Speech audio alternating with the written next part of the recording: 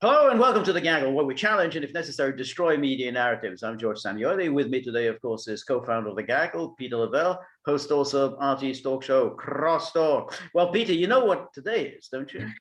And I don't mean today is the day of the Russian election. Today is the day when the fate of the world is decided. And that means today is the day for thumbs ups and thumbs downs. Who is going to be sent to perdition and who will be sent to heaven. All right, so I'll kick off. My big thumbs down for the week is General Thoroughly Modern Milley. Yep. I think this is a person who is an absolute national disgrace. We already had that book by those other Washington Post reporters, which had him claiming that Donald Trump was a Hitler-like figure. His supporters a brown shirt, that Hitler, and that he would stage a coup. He said this is the Reichstag moment. He thought that, and that he would stand in the way. We have the guns. In other words, he was threatening to use guns at his disposal against the duly elected president. So we had that, and then we find out, if true. But what we know about the Woodward book is that Milley hasn't denied them, and the person who is his spokesperson has essentially confirmed the basic outlines of what happened. In other words, we have two conversations that Milley takes part in with his Chinese counterpart. One before the election. So in other words, this is he can't even make any excuses that Trump's already history or whatever. This is before the election. And he said, well, I looked at the intelligence and it looks like the Chinese are worried that Donald Trump might launch a war against them. So he goes to the Chinese, reveals to them, apparently, his own intelligence, and says, well, if Trump does launch a war against you, I will give you advance warning. An extraordinary thing for a top military officer to do. That was, I'm going to undermine the authority of my commander-in-chief. And then he has another conversation like this with top generals, again, saying to them, hey, don't pay any attention to what the president tells you, only listen to me. I am your commander-in-chief. And so this is a person who's completely deranged, totally usurping any democratic authority. And this, the fact that the media give him a pass on this and think, well, it is Trump, so what else could he do? I just find all of this media pass. Exactly. Yeah. This is more shocking in many ways than even that scenario in 7 Days in May. So anyway, Peter. Well, everybody knows the madman theory, okay? I mean, Nixon apparently was fond of it. He would make his adversary, in this case, the Soviet Union, so agitated because he has a madman mentality. Well, I mean, that's Milley. Milley's a madman, okay? And the implications of which, look, the beginning of the confrontation, maybe worse, between the United States and China. It's only in the early stages, folks. The Chinese are going to remember this for a long time.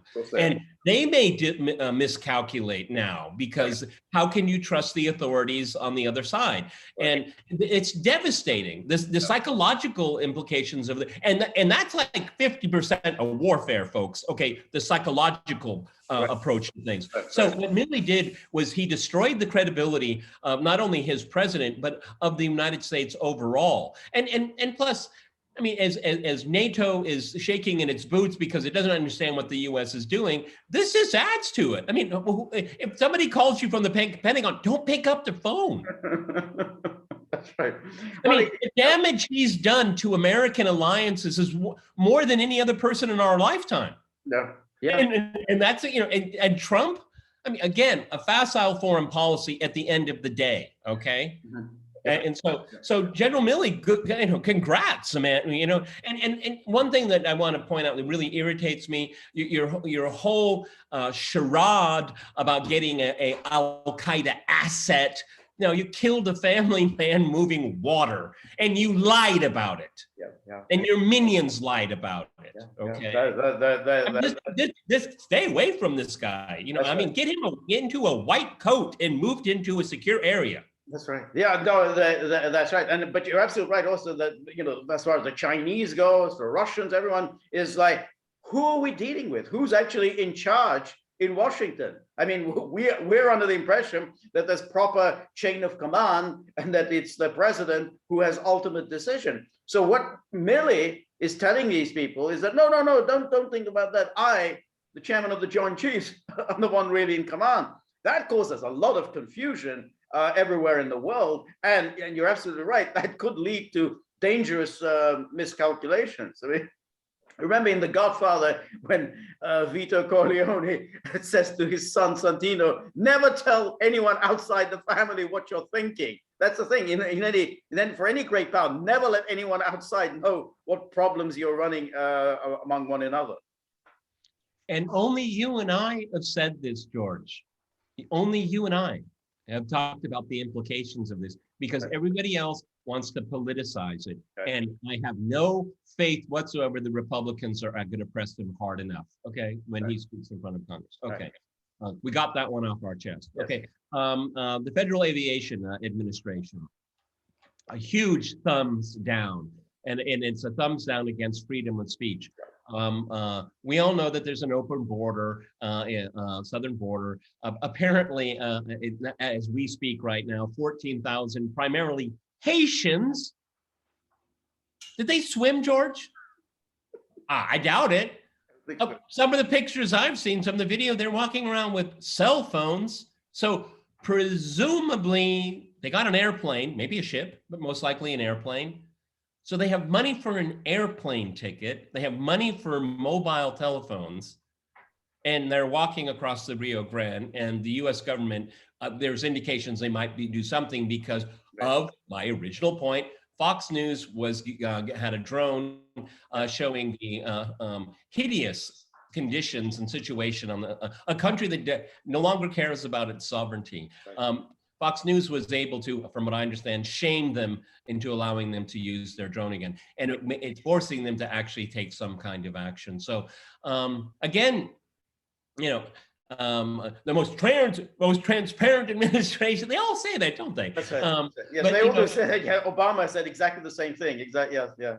That's right. Well, one thing, just for the record, Donald Trump never turned down a question. Okay, Biden does everything in his power to stay away from the press. Okay, and his people do that too. Right. So another defeat, and then a reversal for freedom of speech here. But this is a pattern, and it's very, very dangerous. Right. Yeah, why are you stopping news organizations gathering information about a public concern? Right. Well, why are they doing it? Because obviously it's a huge public relations disaster. I mean, you're talking about 14,000 people. Can you imagine the sanitary conditions that exist where you have 14,000 people just piled up there?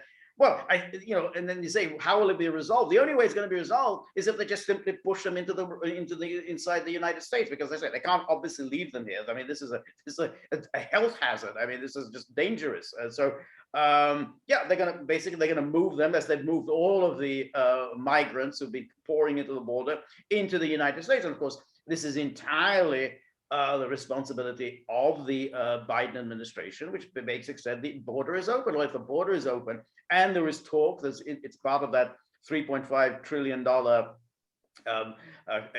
budget program, which, if passed, will mean amnesty. We're talking about 10, 20 million people amnesty. So people are obviously pouring into the United States saying, hey, there's amnesty on offer. And all the talk about, but it's only amnesty if you arrived in the United States before January the 1st, 2021. No one believes that will ever be enforced. You say, hey, I don't have any papers. I arrived before January the 1st. I mean, the idea that Take my word for it. Yeah, I just lost, I don't have a passport. I've been here 10 years. But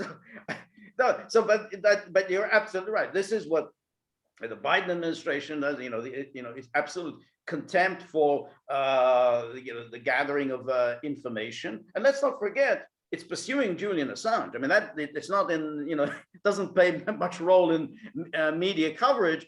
Still pursuing Julian Assange, hasn't given up on that. This is, has utter contempt for media information gathering. And what this is showing is really quite horrific. I mean, when you say what self-respecting country allows 14,000 people just to be essentially some kind of living under the bridge. I mean, it's horrific. Well, and there's no embarrassment on their part. The only thing they're angry about is that they got caught. Okay, right. And again, I keep using the phrase. I mean, these are supposed to be the adults in the room. Right. Okay. Right. To tell Fox to turn off its drone, no one will notice. Really? This is the caliber of people you're running the country? Really? Go ahead. Yeah. No, it was a very good point. So my next thumbs down is the FBI. Now let's remember, we had the indictment that came down this week against attorney Michael Sussman, and do not compare notes, you guys. Exactly. And the alleged victim of Michael Sussman was the FBI. Oh, Sussman came and told the FBI an utter crock. Now, the FBI is no victim here. I mean, it knew perfectly well. I mean, the idea that he actually took his word for it. Hey, I'm just a public-spirited servant. I know I've been a Democratic hack for I don't know how many decades, but I'm not representing anyone here. I'm just, I'm public-spirited. I want to get to the bottom of things. So they were, oh, okay, sounds good. So he did this, and let's remember, it was the FBI that did something even worse, which is they used that Steele dossier. That was even the media, the U.S. media, despicable though they usually are, kept their distance from the dossier. They thought, this is all unverified. This all doesn't sound plausible. They kept their distance. The FBI didn't keep their distance. The FBI used the Steele dossier to, get the FISA warrant against Carter Page, and renewed it all the way through to July 2017. These warrants against Carter Page. So at the time when they already knew that this was all nonsense, they'd already interviewed everyone involved in the Steele dossier, and they knew it was all nonsense.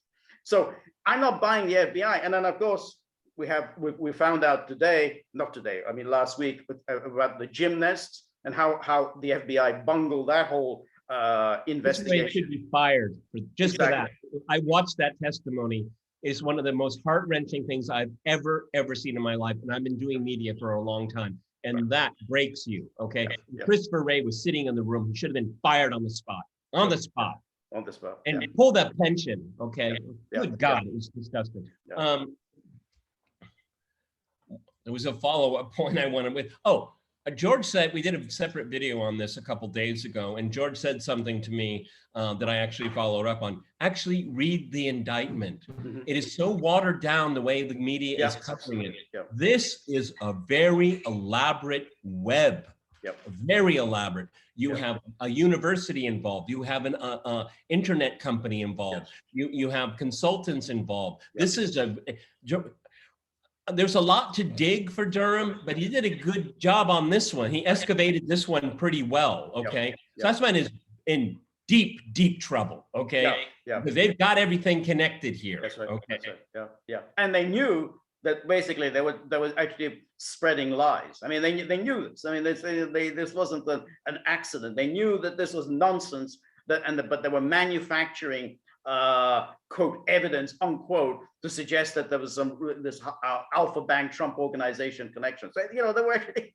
manipulating the data just as much as Kleinsmith was forging documents. I mean, this is what Russiagate was, and this was what the FBI was working on. I mean, this is the quality. This is the most powerful agencies in the world were basically spying on their political opponents on the basis of fake documents. I mean, it's absolutely shocking.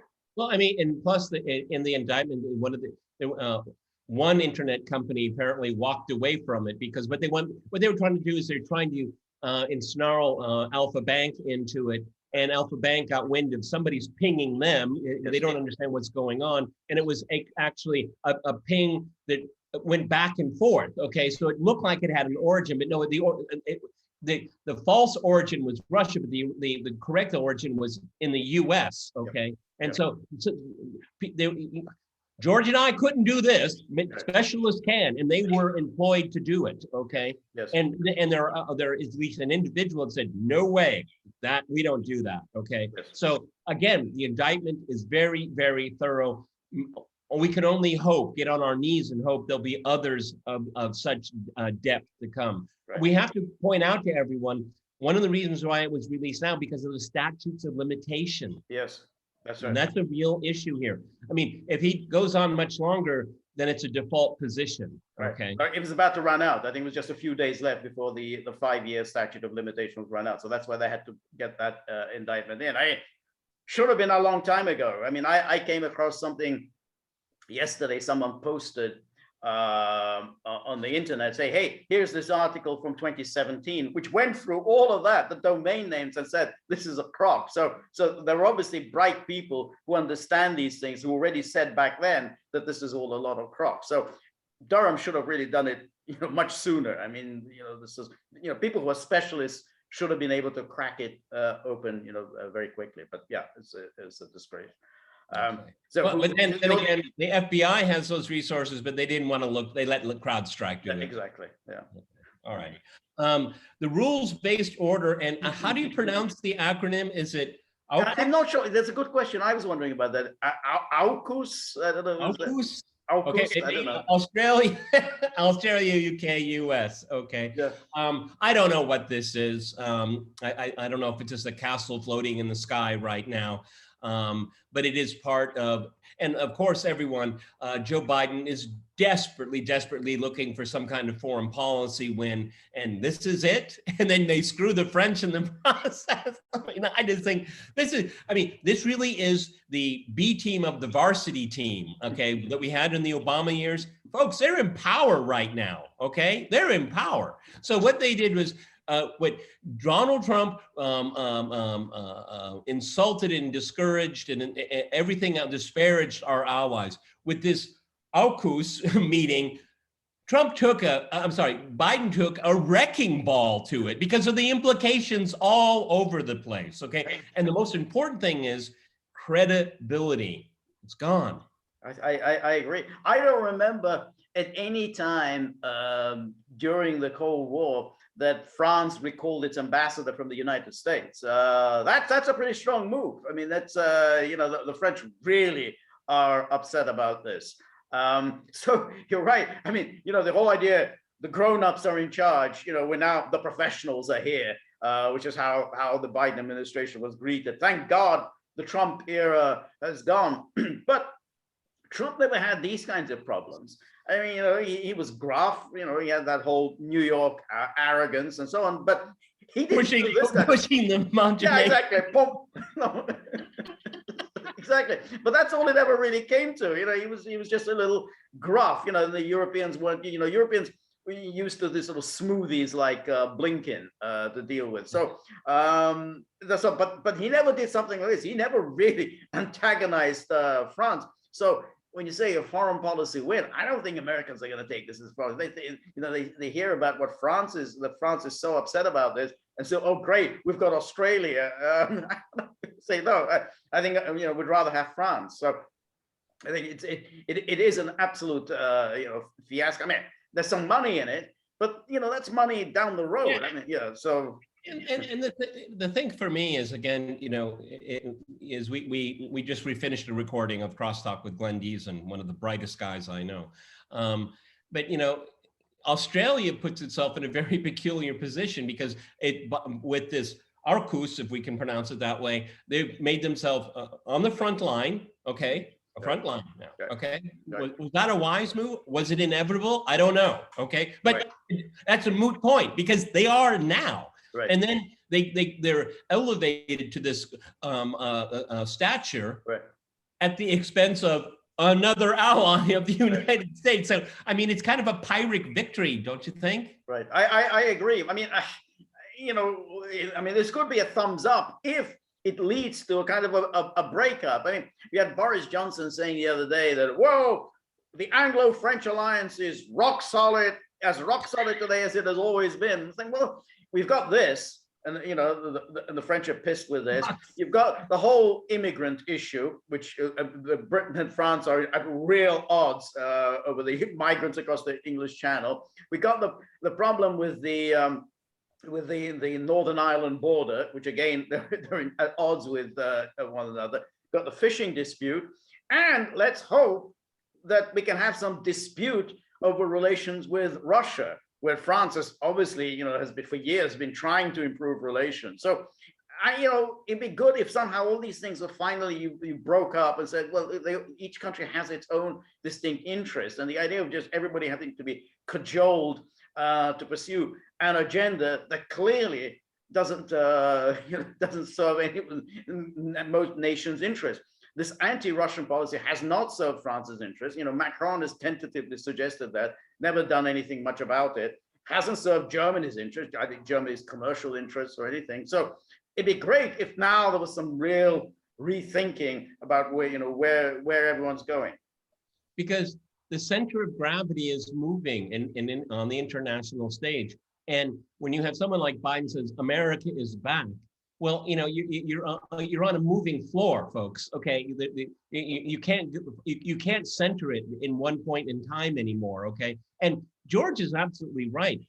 Finally, and we've been talking about this endlessly, is that you have to have policy that reflects realities. And every once in a while, you get a moment. It's like a wake-up call and say, yeah, we really got to get serious about this right now. The problem is, as we pointed out earlier, is that we could see even a greater anti-Russian sentiment from Europe, because it'll give it a purpose, give it a target and an enemy to keep immunity. Yep. And nudging the Poles and the Baltic states to some degree, Romania, is going to be very, very difficult. So they've created a dilemma for themselves. Because not only are they being separated from the Atlantis agenda is cracking up. Now they're going to have it within their own community. Okay, so it's like the worst of all possible worlds for them. And it's their fault. It's their fault. And now you have indeed this alliance between the UK and the Poles, the Romanians, the Czechs,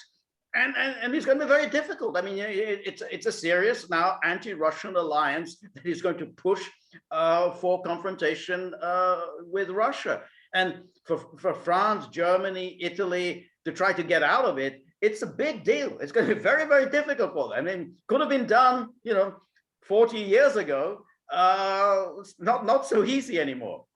Yep, I guess it's kind of like the Hotel California, You may never leave. All right, you're up. So, and then continuing with the theme of the Sussman indictment, what is it that emerged from that indictment was the role of certain journalists who played a very important part in putting out this poisonous, fraudulent Russiagate story, and particularly this creature, Franklin Foer, who was the editor of the New Republic. At the time, I think he was working for Slate, but he was the one who really launched the whole Putin-Trump connection. He started it by writing articles in the summer of 2016, Trump is Putin's puppet. And then he played a crucial role in getting that story out about the Alpha Bank Trump organization connection. And he got all of this from Sussman and from what was the name of Fusion GPS. So they were the ones who were feeding him, and he was running his articles by them. He was, sending them his articles so they could make all the changes. He published that article October the 31st or something like that, just a few days before the election. So this was a gigantic fraud perpetrated by the Democratic Party. He took part in this fraud in a way that was calculated to be incendiary and to affect the election outcome. Now, here's this person. His career doesn't seem to have been damaged anyway. He's writing for the Atlantic, and so people have asked him some questions. I did this, I just ran this article. That's fine. You were part of a hoax. You took part in it. You were actively involved, because If he had been a professional, serious journalist, he would have said, all right, I'm not sure about all of this. I'm going to wait till after the election. No, he rushed with a few days to go before the election. He wanted to get that story out. And he was used by Democratic hacks. So, Franklin Foer, an awful creature. But, what they'll say is that, well, what was the harm? We got rid of him.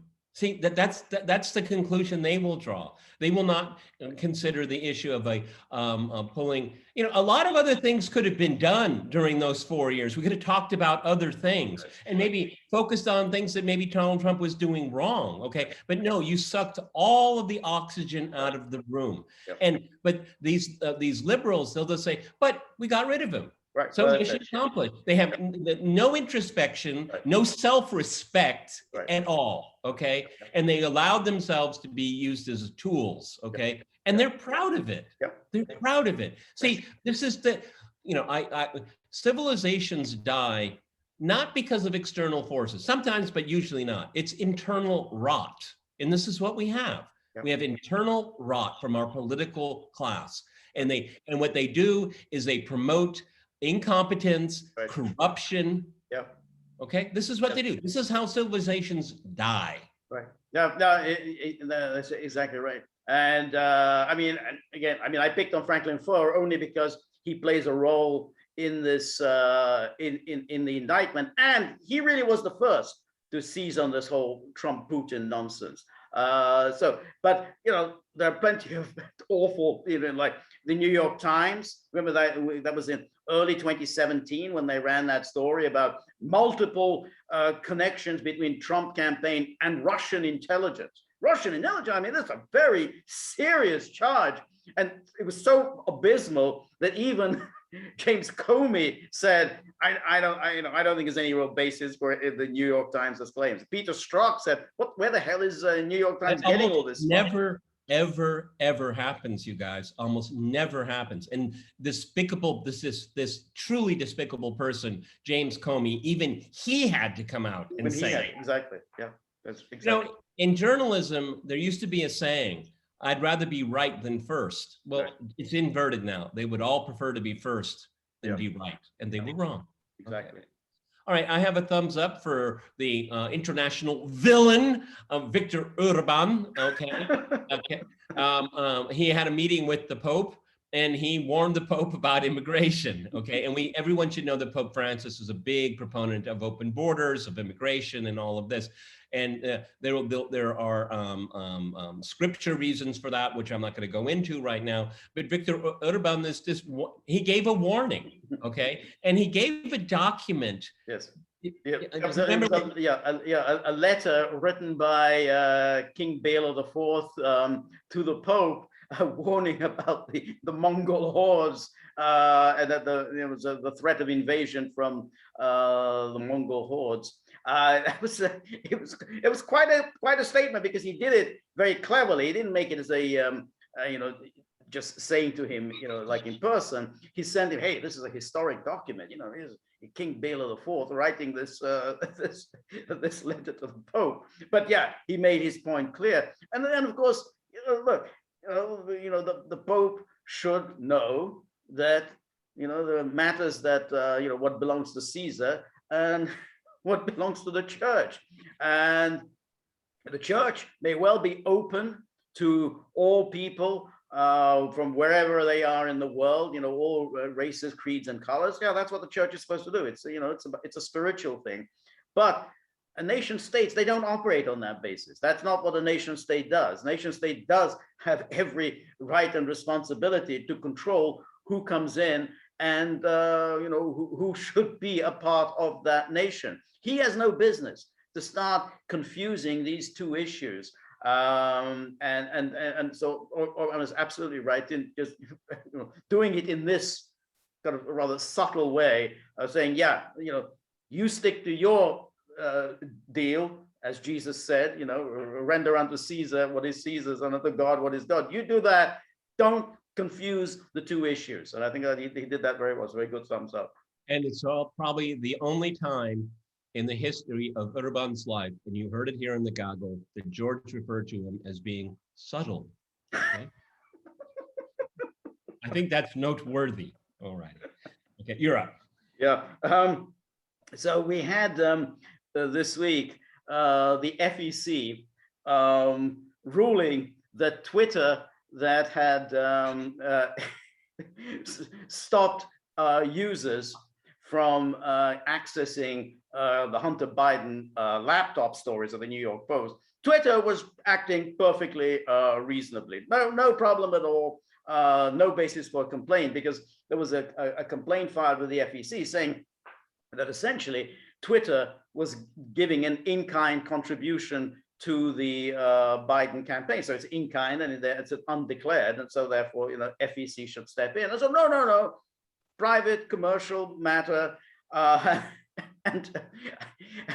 the interesting thing is that Twitter said in its testimony, well, we had news from our intelligence sources saying that Russia was likely to hack the election, and that there was likely to be a hack and dump of the Biden campaign. So that's why we acted as we did.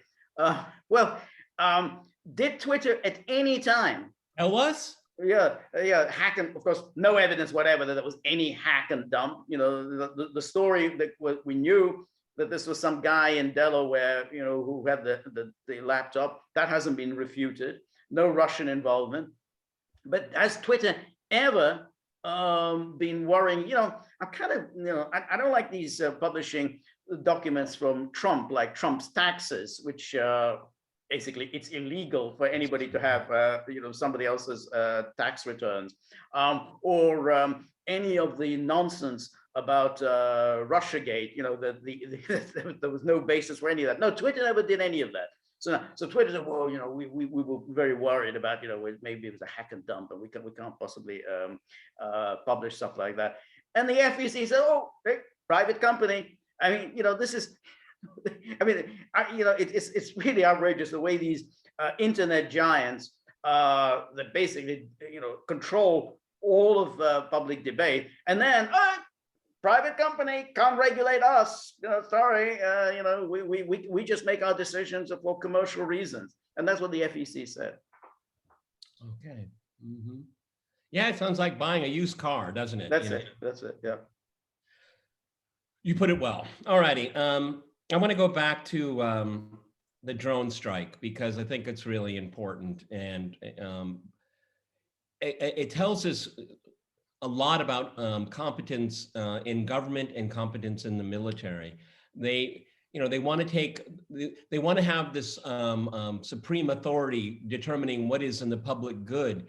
When they panic, we can go through the evacuation of Kabul airport all you want. I'm not really particularly interested in the story anymore. Yesterday's news, yeah. But this drone strike does bother me very, very much, because we give the military vast sums of money, and the intelligence community vast sums of money every single year. Okay. And this is how you spend it? Yeah. And you did it for political reasons. On behalf of whom? Are you trying to curry favor with your alleged bosses, but because apparently they don't really respect them as bosses anymore? And then going to the chain of command of all of the lying. And much of the credit to the New York Times, and I am loath to say it, okay, right, but they did piece it together.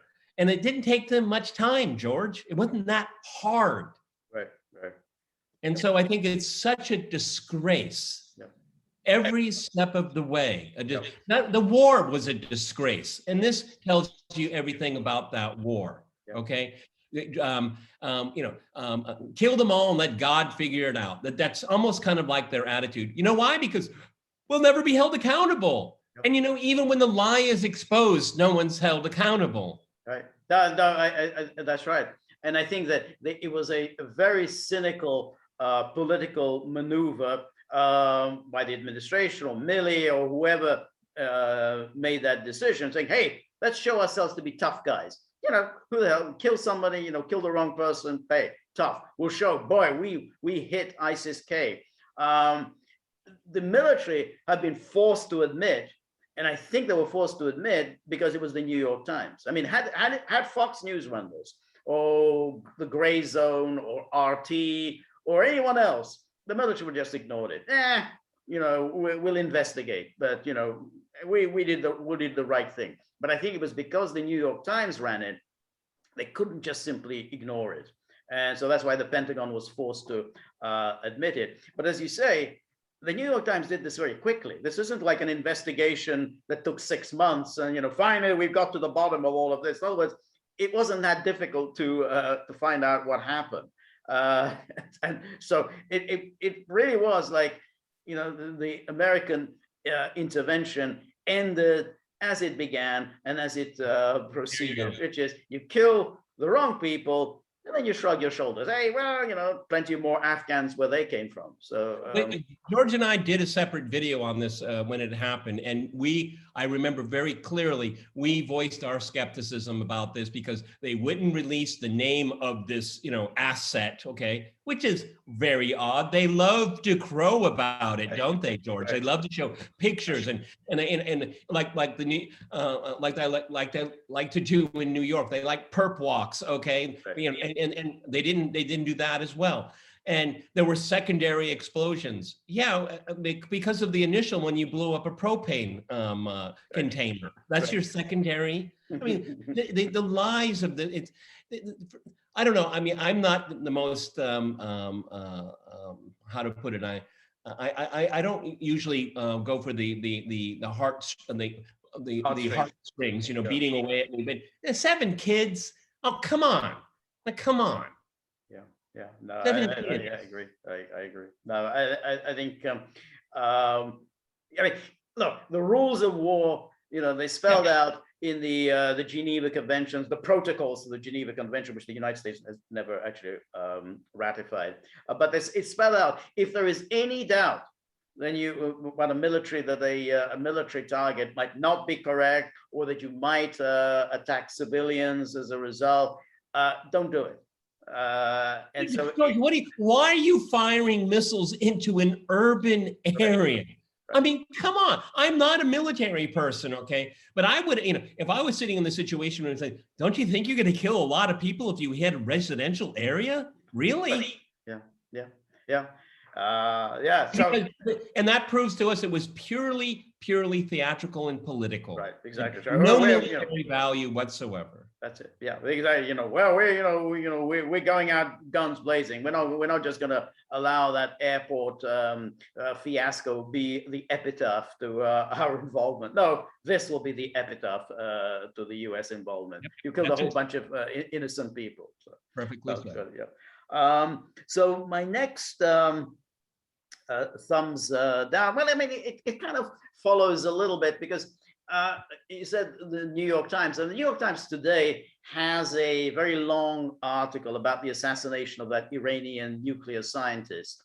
And there's a lot of, oh gosh, isn't it exciting? The Israelis are involved, the Americans, I mean, they minimized the American involvement, but clearly the Americans were very much involved. And it was all a kind of satellite controlled machine gun, which killed him. So it was all kind of technical gee whizzery, you do the technical, so there isn't actually somebody there shooting, it's all done by satellite.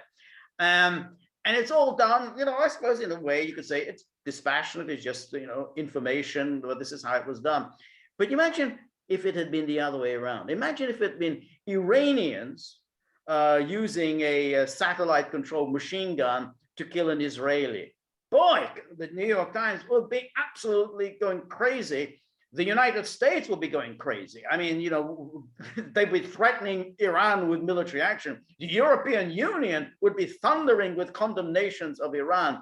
But it's amazing how Israel just, it just gets a by, it just glides by, they've killed many Iranian nuclear scientists. They've killed, assassinated, many Iranians over the years.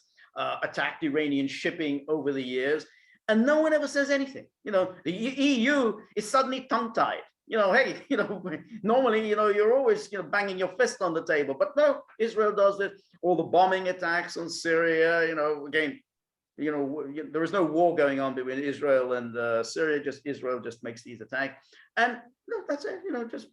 Hey, nothing to say. Well, maybe that's an interesting story, but I don't have anything to say about it. Well, first of all, it's you know how they sold the first and second war against Iraq is they sold it through graphics. Look how cool that is. That's okay, it. Exactly. Yeah, You know, yeah.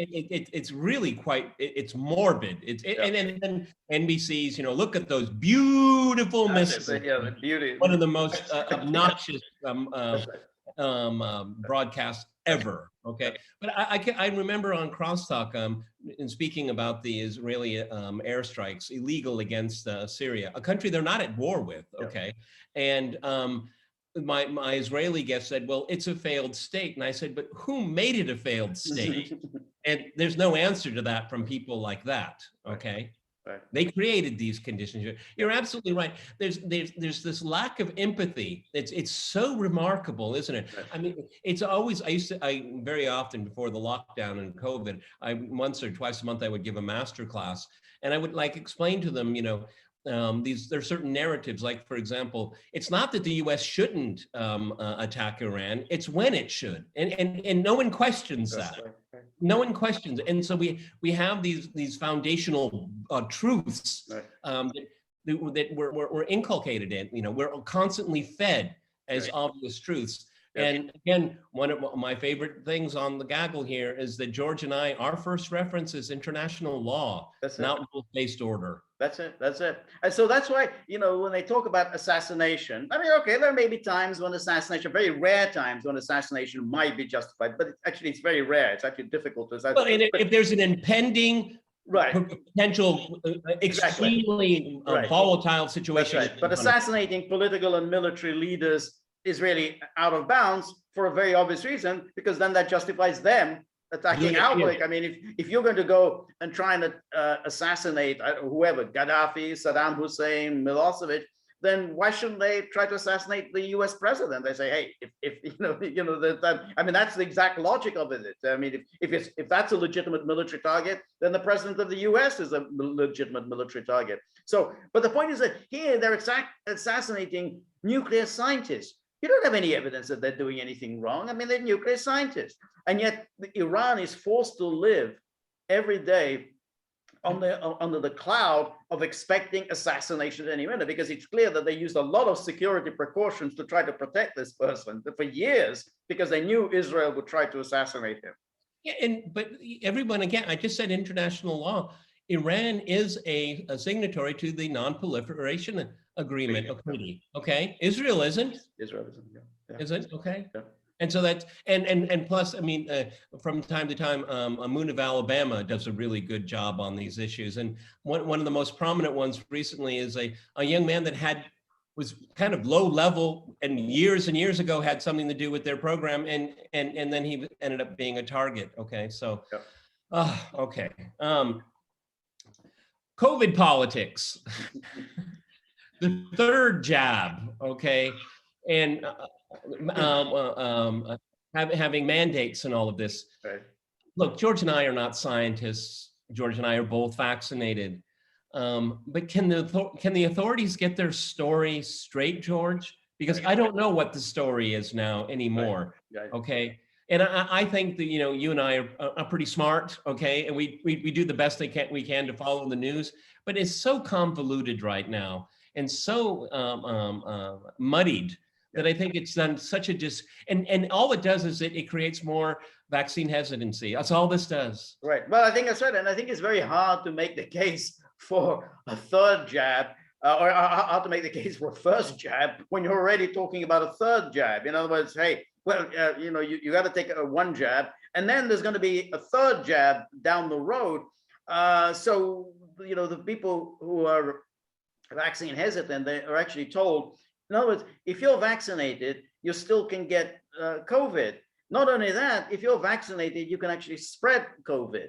So that means that the logic of it is that the unvaccinated are under threat from the vaccinated. You know, hey, you're vaccinated. I got to stay away from you because I might get COVID. That's the logic of it. I mean, if it's this leaky vaccine, then basically the unvaccinated are under just as much threat as the vaccinated. So it is a totally nonsensical. That's why we have this bizarre spectacle of White House press conferences, and everyone's wearing a mask. Everyone's vaccinated, everyone's wearing a mask. It's like, well, so what was the point? Why did you get vaccinated? I mean, if you're still gonna be sitting around with a mask. I mean, so you're absolutely right. I mean, it just makes no sense at all, but it's just inexorable. I mean, no one can just break out of this. Yeah, and what they're doing is they're putting a pause on any personal responsibility from anybody. Right. Because personal responsibility is no longer part of the equation. That is the most awful place to be in. Right. And then you want to, then you have to listen to the authorities, which changes from, I don't know how many things have changed. Okay, I mean, I've lost track of these things. No, you can't. Exactly. Yeah, and Fauci is there, America's top scientist, peddling a completely different story every day. I mean, he comes on, you don't need masks. You need a mask. You need 2 masks. You need 3 masks. Once everyone's vaccinated, then we're all safe and sound. And now apparently we're going to need jabs.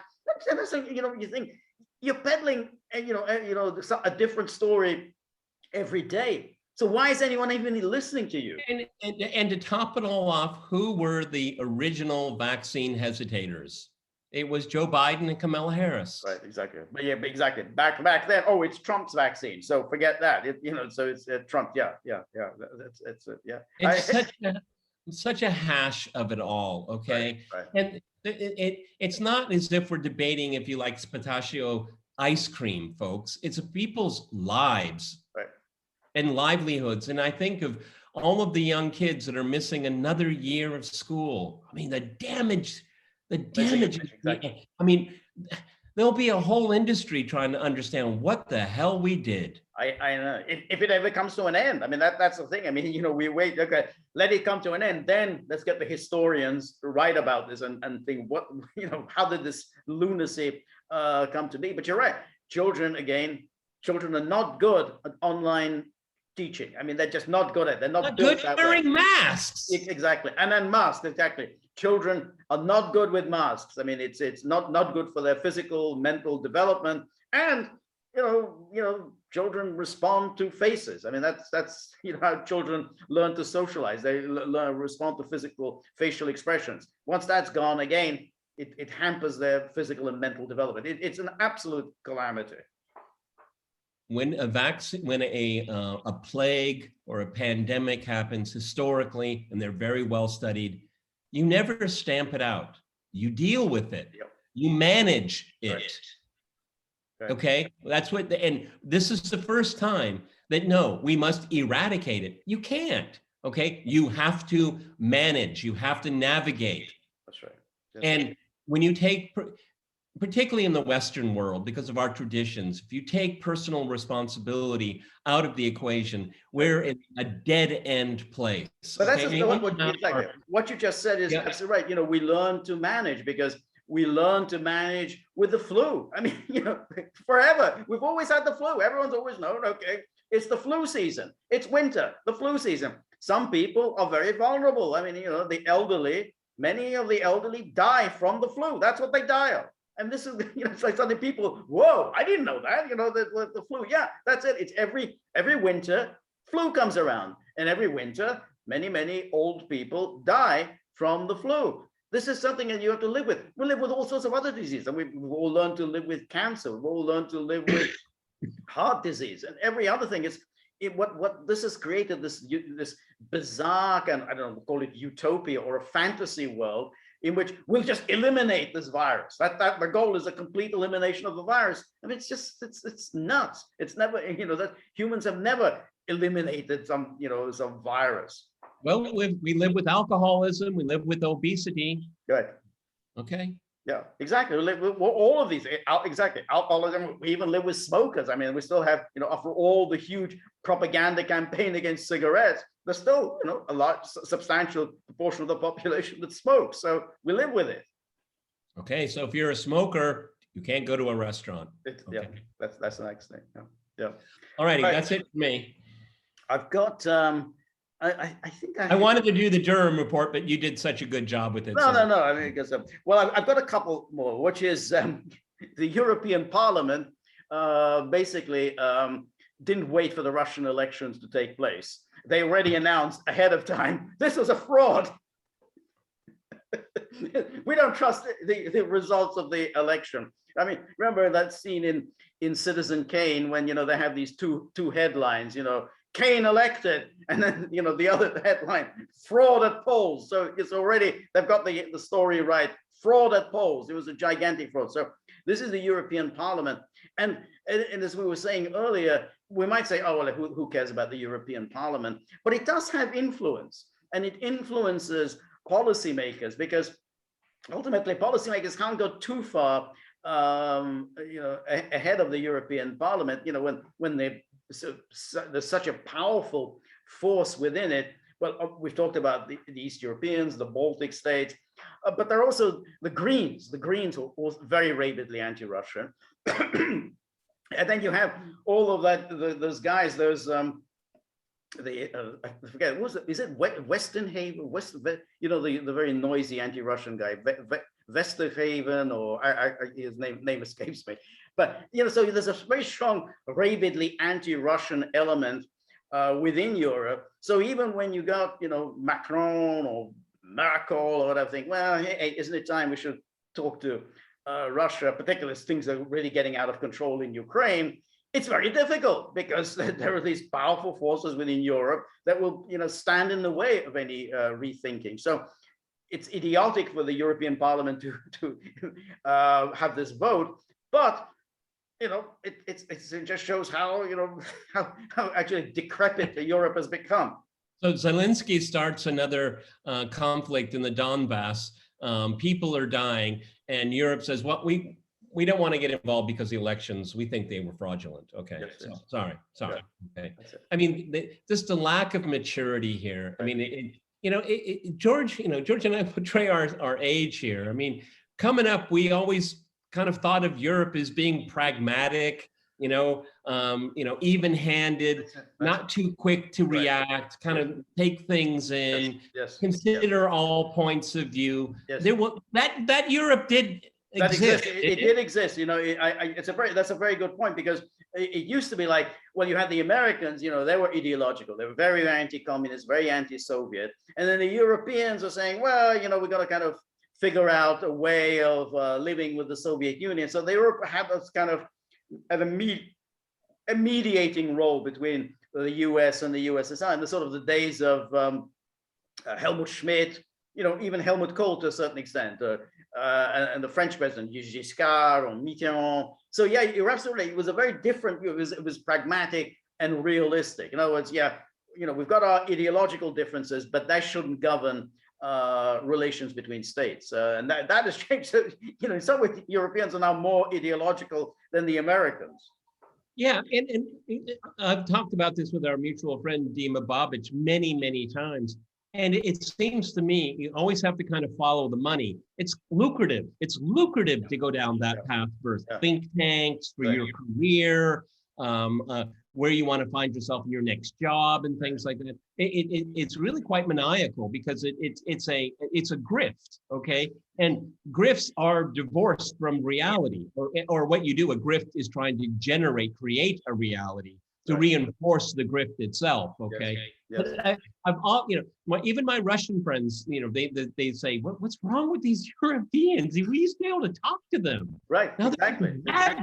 Rabid people. That's right. And it is very strange, because it would make the most sense for Europe and Russia to essentially for reconciliation and to work as partners. I mean, all sorts of commercials, economic interest, historical interest, but